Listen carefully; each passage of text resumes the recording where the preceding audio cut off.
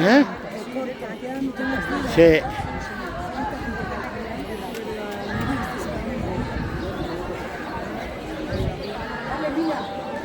No sé. El mundo. Palestina, Venezuela, Sáhara, Kurdistán. Gora borroka internazionalista.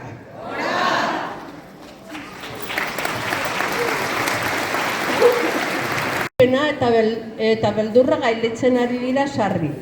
Eta horrek immobilizaziarako joera ekar lezake. Baina guk aspaldi ikasi genuen kolpatzen gaituen sistema kapitalista, cis-heteropatriarkala, kolonial eta arrazistak darabiltzan estrategien ondorioa besterik ez direla.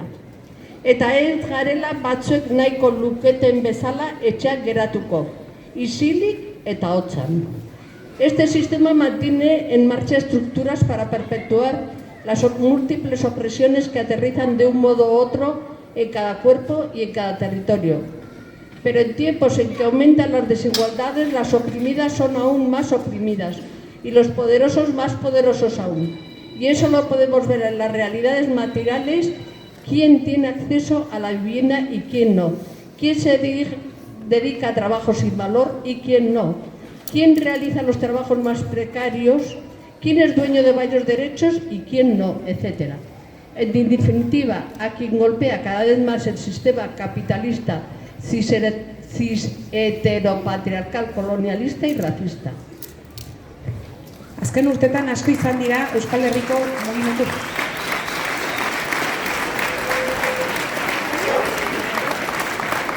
feministatik martxan jarritako borrokak, indarkeria matxistaren aurkako protokoloak, espazio seguruak sortzeko aleginak, zaintza sistema publiko eta komunitario baten aldeko greba feminista orokorra, tokian tokiko problematikei aurre egiteko dinamikak, lantokitan, jai batzordetan, kaleetan, eta urratsak egiten ari bagan ere oraindik asko dugu egiteko, baina batez ere asko dute egiteko.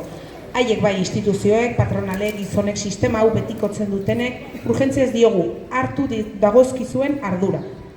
Junto a ello, queremos denunciar a los mismos que sustentan la estructura de opresión, acaparan los discursos y propuestas que estamos construyendo desde el feminismo para la mera apariencia, o lo que es más grave, para difundir otro tipo de medidas y discursos bajo la excusa del feminismo, como el racismo. Así pues, a las feministas blancas nos toca responsabilizarnos de ello y denunciar y cortar esos discursos, no hay término medio. Kalera atera gara. Feminismotik langile klasearen alde borrokatzera, baina martxoan baditugu borrokarako beste data ugari, eta horietan denetan parte hartzeko deia egiten dugu, arduraz eta indarrez. Lehena, martxoaren 17an sindikatuek deituriko greba orokorra.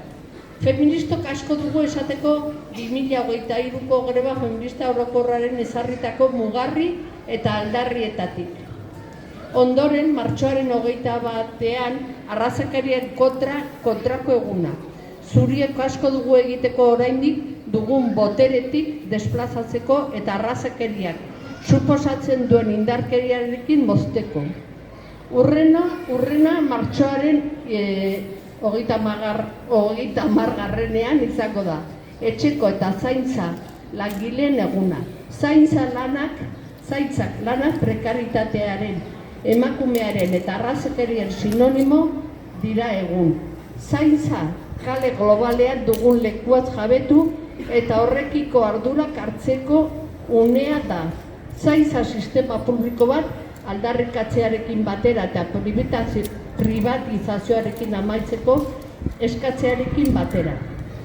Eta azkenik, ja hau da laugarrena, martxoaren 31. trans ikusgarritasunaren eguna, trans personen eskubideen alde kalera ateratzeko eguna.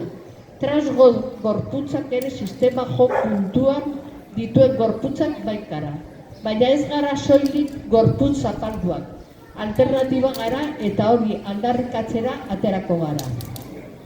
Estamos luchando desde movimientos muy diversos, pero nosotras tenemos claro que no queremos ni un movimiento ni tampoco mundos sin feminismo ni antirracismo. Por eso queremos otro mundo.